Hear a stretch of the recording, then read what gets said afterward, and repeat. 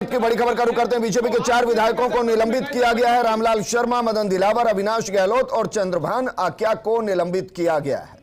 सभापति ने सदन से बाहर जाने के निर्देश दिए हैं।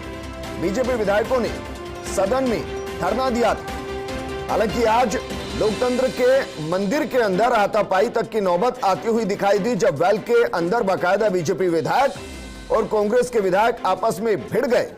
लेकिन ये तस्वीर हम आपको दिखा रहे हैं। तस्वीर जरा देखिए।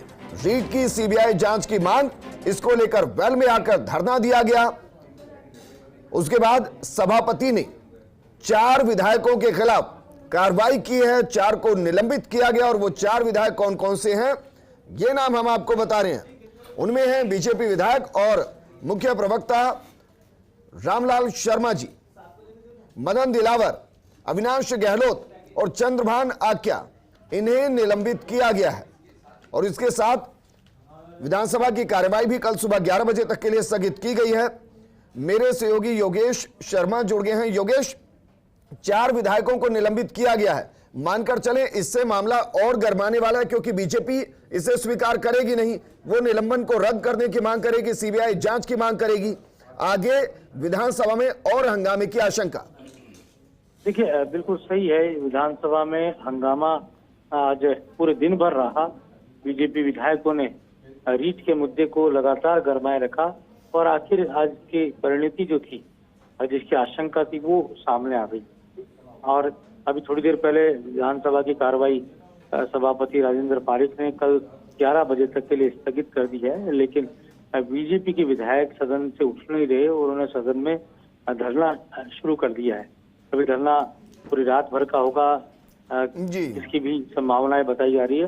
4 जो विधायक निलंबित हुए, कहा जा रहा है कि बलवान पूनिया जब स्पीच दे रहे थे राज्यपाल के अभिभाषण पर, उस वक्त टोका टाकी उनकी बलवान पूनिया के पास जाकर रामलाल शर्मा, चंद्रभान आख्या ने की है। इसकी वीडियो रिकॉर्डिंग स्पीकर ने देखी है और उसके बाद सत्ता पक्ष प्रस्ताव लेकर आया है और सत्ता पक्ष ने प्रस्ताव के जरिए इन 4 विधायकों को विधानसभा के मौजूदा सत्र से सस्पेंड करने की मांग की और उनके व्यवहार को, उनके आचरण को दुर्भाग्यजनक और खेदजनक बताया।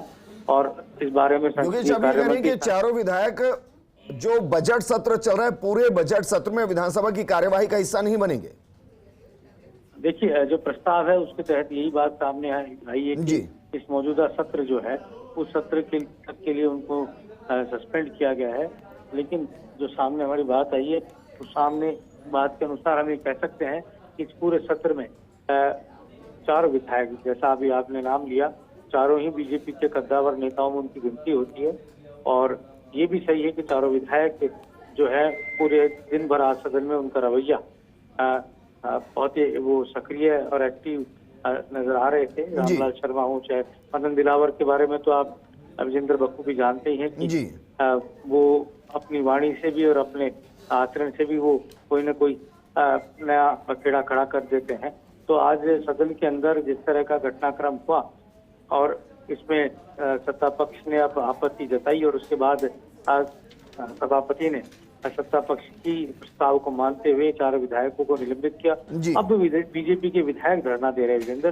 तो अभी ये पूरी गहमा गहमी है। मुझे ऐसा लग रहा है कि बैकडोर हमें बातचीत होगी इस तरह से इस पूरे विरोध को, तो बीजेपी रीट के सीबीआई जांच से की मांग से पीछे हटने वाली नहीं है।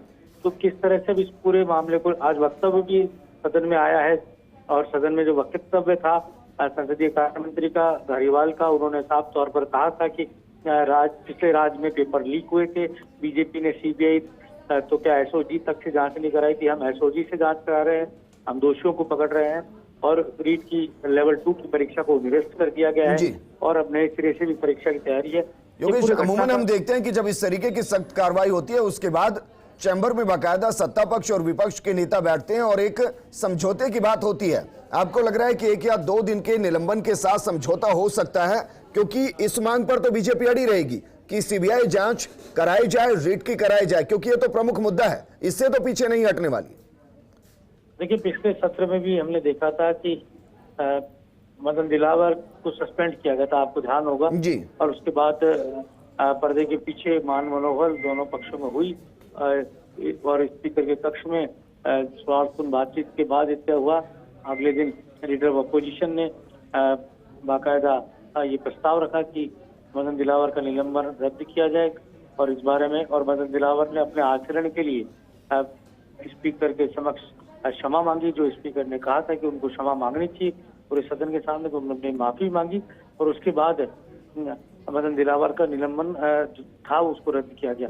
अब किस तरह से आज का घटनाक्रम रहता है, इस पूरे घटनाक्रम पर अपनी निगाहें टिकी है। अब कितनी देर तक के जो बीजेपी का विरोध है वो हमें नजर आता है। योगेश, हमने बीते कुछ सालों के अंदर ऐसे भी देखा है कि विधानसभा के अंदर गद्दे भी लगते हैं, फिर भजन कीर्तन भी होते हैं, राम धुनी भी गाई जाती है और रात गुजारी जाती है। क्या ऐसा एक बार फिर हो सकता है आज? देखिए विजेंद्र, राम धुनी तो शुरू कर दी है। नेता प्रतिपक्ष गुलाब चंद कटारिया की अगुवाई में बीजेपी के विधायकों ने सदन के अंदर, और जो धरना है उसको लेकर जैसा कि उनका हमेशा से ट्रेंड रहता है, वो हमें नजर आने लगा है। अब क्योंकि और गद्दे, रजाई, कंबल ये सब भी बीजेपी हमने सदन के अंदर धरना देते हुए देखे हैं, और सर्वाधिक धरने का भी हमने यहाँ पर कांग्रेस के विधायकों ने भी धरना दिया हुआ है, रात को बीजेपी के विधायकों ने भी धरना दिया है। विपक्ष की भूमिका को एक अलग ढंग से यहाँ निभाते हुए हमने विधायकों को देखा है। बिल्कुल योगेश, शुक्रिया तमाम जानकारी हमारे साथ साझा करने के लिए।